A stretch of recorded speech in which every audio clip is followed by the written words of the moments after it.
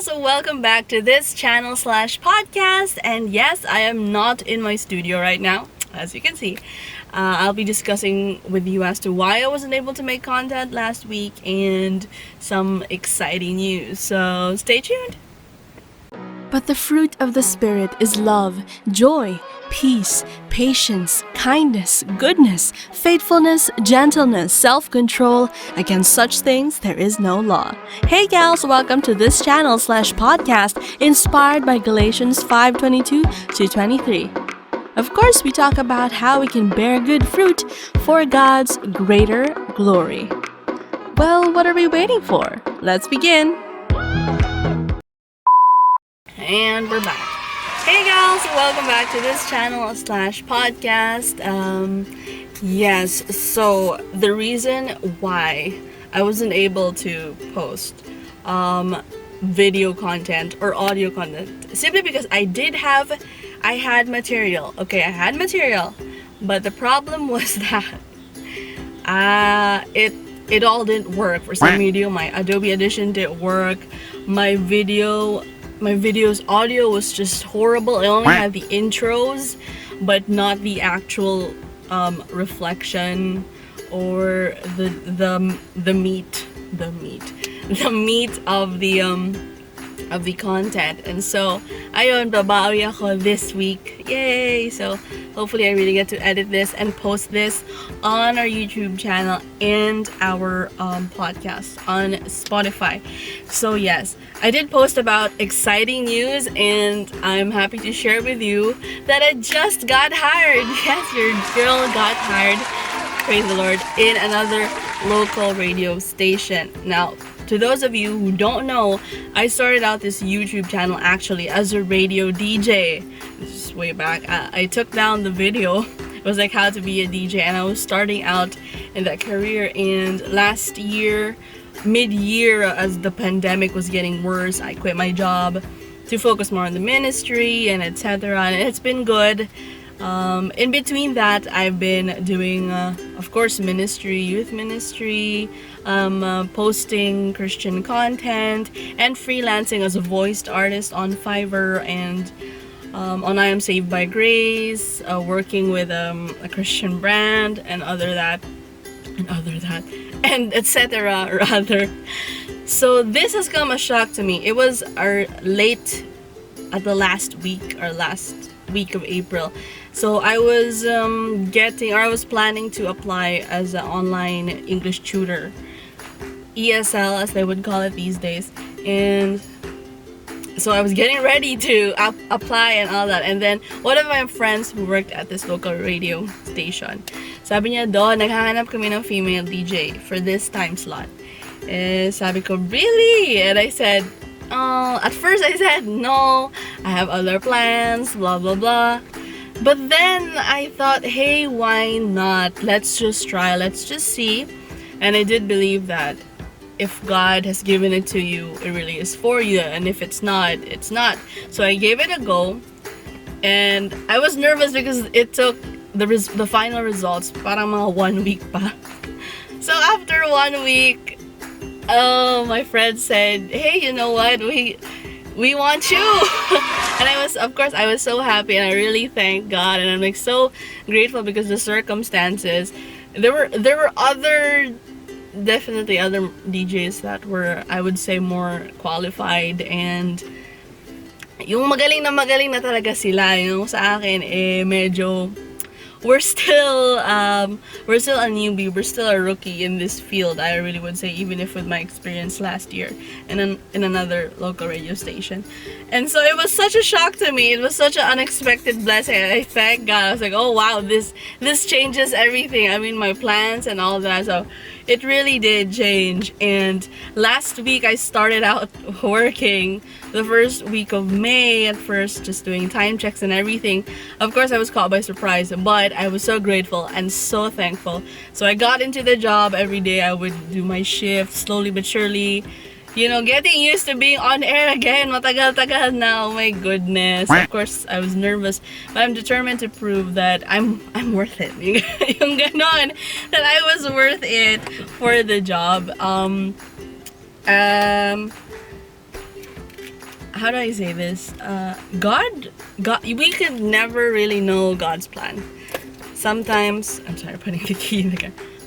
God is just so amazing, okay? It's something unexpected. And I know there's a lot of, are you sure about your plan? Shouldn't you be more intentional about what you're gonna do and all that? But I do believe that, you see, my initial plan was to not apply. And then I did a why not. And then God said, yes, I'm giving it to you. So, dun pa lang, sa tingin ko naman, God gave it to me for a reason. And He thinks, I could do it, or I can improve my craft more, or this job will help me, aside of course a paycheck, but help me improve my craft to whatever He wants me to do. And so I'm just so grateful and thankful to God. And I do believe na kahit anong trabaho mo, o kahit anong calling mo, there's a purpose for that. God has a purpose for you. God's greatest commandment is to, one, love God. There's a verse in Matthew that says that the greatest commandment is to love God and then to love people. That also means serving God and then serving people. And one of the ways that you can serve people is actually through your job. Kahit ano pa yung trabaho mo, whether service crew ka, call center agent, or you manage a team, no matter how small or big the paycheck, kahit gaano kalait o laki yung team, yung company, yung organization, I do believe that you're there for a reason. You're placed there for a reason, and you are to give God the glory at the same time serving people, okay, in whatever field or industry that you do, as long as you do it with a cheerful heart and you do your best. Wala naman pong perfect na empleyado, wala din pong perfect na kumpanya, but as long as you do your best, I do believe that blessings will come your way when you do it wholeheartedly with a cheerful heart. Kasi when you walk into the place that you work, or when you're about to work online, and your attitude, your mindset is just, ito na naman tayo. Diba? It doesn't work. It doesn't help with the work. But rather, when you start with the mindset, hey, I have this job. Thank you, Lord. Kahit medyo mahirap, pero laban lang. Kaya natin to. So, the mindset is really, really important. Personally, with me, there are some days I'm so down. There was one of the days that I started with my shift. I was so down. And it was so hard kasi kailangan mo maging masaya on air. So, paano to? But then, lumalaban. Kaya naman, di ba? And I shared this to one of my, to the friend that referred me to the station. Sabi niya, yun talaga, if DJ, you have to set aside personal and just, go. So, ayun, push naman. I thank God for giving me the strength and for giving me such a supportive, my coworkers are so supportive in helping me. The management are also supportive. Hindi ko muna i-share anong station, basta one of these days maybe I'll be able to really open more about it, and then baka my Facebook page na and everything, so you guys can follow me, and yeah, subscribe na rin sa channel, please. That would mean a lot. Okay, so yeah, I think that's about it with my reflections. I do think that God gives you challenges in order to grow. Kahit kung anong challenges pa yun sa career, sa family, with relationships, there's no such thing as a perfect life. We watch social media and it's all about perfection. You have the perfect date, perfect couple, perfect house, perfect car, perfect goals. We have to be realistic sa mga standards natin and sa anong kaya natin makamit sa buhay natin, and then we offer those plans up to God. Because kahit anong hard work mo pa dyan, kahit anong sipag, tiyaga, whatever, but if it's not for you, then baka there's something much better or mas suitable for you. So we really have to trust God with everything, but at the same time, work hard and work with a cheerful heart with everything that we do. Importante yan. And ngayon, if it's pandemic, kung may trabaho ka, you should be thankful kahit hate mo yung trabaho mo, so you should be grateful. But at the same time, if you think, toxic na, or you really can't handle the job or whatever, then it might be a sign that you have to look for another one. But make sure na, you exit, or you gracefully exit the organization or the company. Now, this is not me saying to quit your job, to follow your dreams, but this is me saying na importante din yung mental health, physical health, emotional, and spiritual health mo, and whatever you do in life. Also ask and seek guidance from God and your mentors or your parents or the people that care for you. So, you really think about what your next step will be. Most of the time, fresh grads, so kahit ako, I graduated 2018, they're very like, oh, what's the next step? And then they go through all these things like, I'm gonna do this, I'm gonna do that, I'm gonna jump into this. And then what happens is, immediately they regret it and then they resign. Whatever it is. Because I've been there also. Like, hey, what's the next step? I wanna get a job. And then turns out it's not what we wanted, or it's not. Parang, sa Bisaya mo, napugos. Parang napilitan tayo na just go for it because we need this, blah, blah, blah. It's really important to think through our plans and to ask God for guidance and to ask the people around that we trust to guide us or to advise or to have options like maybe this company, or maybe I could rest for a little bit, or maybe I wanna do this muna before I have a job or something. It's important to have plans or goals in life. When I was in college, all I thought about was, I just wanna graduate. I remember just saying that thing, I just wanna graduate. I just wanna graduate. Baby girl, I did graduate, okay? But the problem is you're after that. What is your after plan after you graduate? Okay, you have your diploma and then you're gonna get a job and then so that you can get paid and then it's really like, what is your plans? Okay, and if this doesn't work or nag-iba yung takbo ng buhay mo for some reason, or because of a big decision, then what is your plan? It's important to have these things and of course to ask God for guidance. Sometimes you're just so excited, tapos let's just go into it, parang ganun. So take it from me. Take it from me, gals, guys and gals, take it from me. You think it through and really think it through kung ano man yung plano mo with your career, with your plan after graduation, relationship, family, but really think it through and don't just, it's good to have like a happy heart and to listen to your heart, but if you let your heart think about all these things, baka magkakaproblema ka later on. So, try to balance this and this, okay? Please. Please do.